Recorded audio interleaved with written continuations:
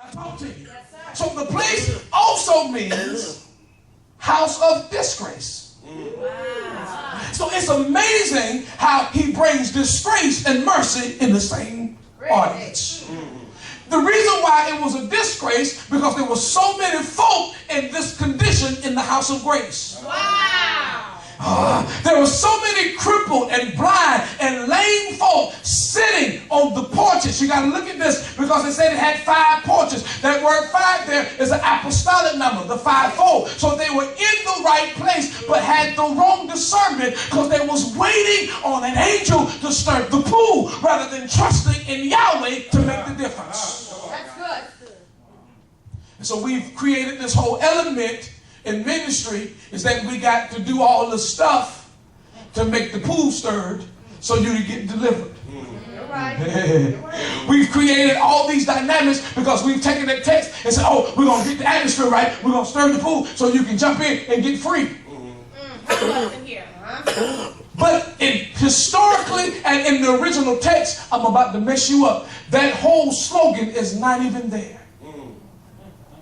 In the original text, it says nothing about an angel stirring the pool. Wow. All it talks about is that there were imprinted people, blind people, and lame people who was laying on the 5 porches, and they were waiting and hoping that somebody will come through and make a difference in their lives. So somebody say somebody. So here's the issue. Now, let's walk through this. Yahushua, Jesus, comes through the area. He comes through the house of grace. He comes through the house of mercy. He comes through the house of disgrace. And watch what the text says because here's where it gets me. He said, in this place there was a great multitude of impotent folk and blind folk, withered folk, folk moving, waiting for the moving of the water. Before I get there, can we talk right here for a second? Yes, if we would be honest with ourselves, all of us are in one of these categories. You're right. Absolutely right. Teach. Help us all. Open it up. That's good. Yes. Some of us come in here and we are impotent. Help us all. We don't want to be real because we got a stage and we got a front and we got a fake because we don't want anybody to see our inability to be really connected to Yahweh. We don't want people to really see that my life is falling apart, and if he doesn't do nothing for me today, I don't know what I'm going to be when I leave out of here. I don't know what I'm going to get into. I don't know what I'm going to do. I just don't know. So I really need him to do something for my life today. Some of us are blind. We have no vision. You don't have no vision at all. You don't have no vision. You don't have no sight, no foresight into what Yahweh is trying to do for you. You're just spiritually blind. You know he's working. You know he wants to bless you. You know he wants to do it, but you just are too fleshly to see it. Wow. You're too carnal to see what he wants to do for you because you keep trying to adjust your life to your carnal circumstances, and you're supposed to walk by faith and not by sight. So you keep seeing through flesh, so you're blinded through spiritual operations. Look at somebody say, don't you know that Yahweh already has it taken care of? The problem is that because we're fleshly and carnal, we cannot see it. Then some of us are withering. We're coming and we're dying in the seats. All this good worship, all this good word, and you're dying in the seat. You're withering away right before my very eyes on the sound of my voice. It is not my fault. It is because you have lacked the ability to connect the word to your personal life and cause growth to happen. You cannot do anything if you don't take this word and make it happen. Look at somebody and say, make it happen. When you are a hearer, you got to become a doer. And once you become a doer, you begin to manifest that which you heard. What you hear cannot be manifested if you don't do anything. That's right. I can prophesy to you until I pass out. But if you don't get up and walk out of here and begin to adjust your life to the prophecy and start to walk it out, it'll never come to pass.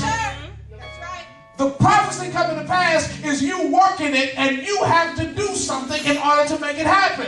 Listen, we got to stop living like that Yahweh is just going to swoop down here like an eagle and just transform everything overnight. There are some processes that you got to go through. Let me help you understand something. If you took all that time, 20-some years, to get in that mess, what makes you think he's going to bring you out overnight? The same way you process in, you got to process out. If your marriage been going down the hill for 2 years, then it's going to take some time for it to readjust.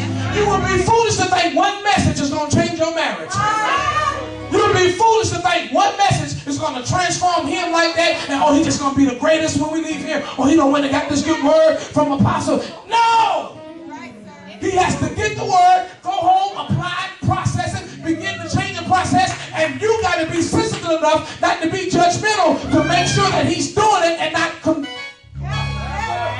upsetting him in the process. Somebody say go vice versa.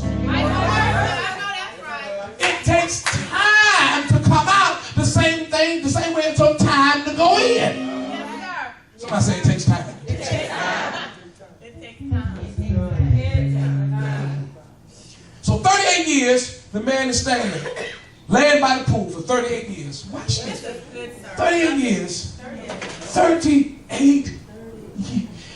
And it amazes me how you've been dealing with that thing for 3-4 months. And you tripping. Right. What? Right. You ain't been dealing with it long enough to even have that type of effect. That's right. That's right. You have to learn what Yahweh is trying to teach you in your difficulty. I'm going to share with you at the end of this. You got to learn what Yahweh is trying to do while you're going through what you're going through.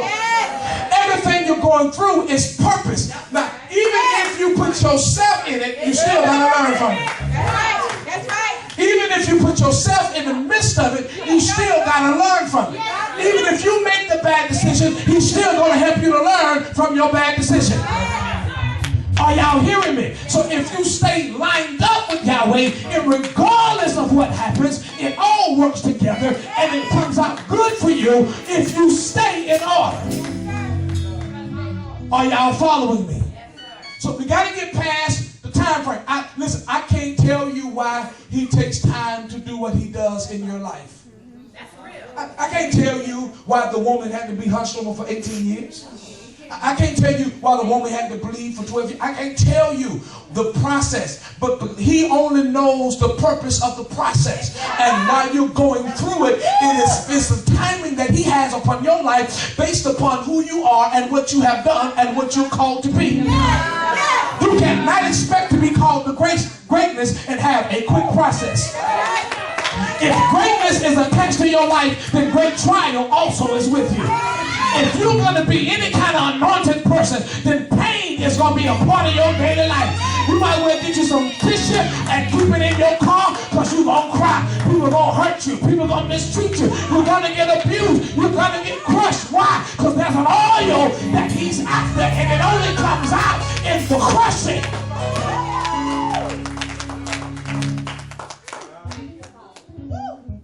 It's part of the process. Listen, I'd be a fool, I'd be a liar if I could tell you why your process is the way it is. I don't know the ins and outs of your process, but I do understand it's connected to who you are. Woo! And if you want your process to change, then you change. Oh, this is going to be too much. If you want your process to be different, then you have to make some adjustments in your life so that he can adjust the process. Because he don't have to process you the same way if you're maturing. The reason why some of you are in cyclical life situations is because you ain't grown up yet. Your age has changed, but your mentality hasn't. The number is going up, but your mindset is still the same. You may know more, you may have read more books, you may have more knowledge, book knowledge, you may have more experience, and you may have all of that, and you may think you're doing something, but in reality, your mentality is still 15. You have not yet developed. You just got more information and not enough revelation to make the difference in your maturity. So the process stays heavy until you develop.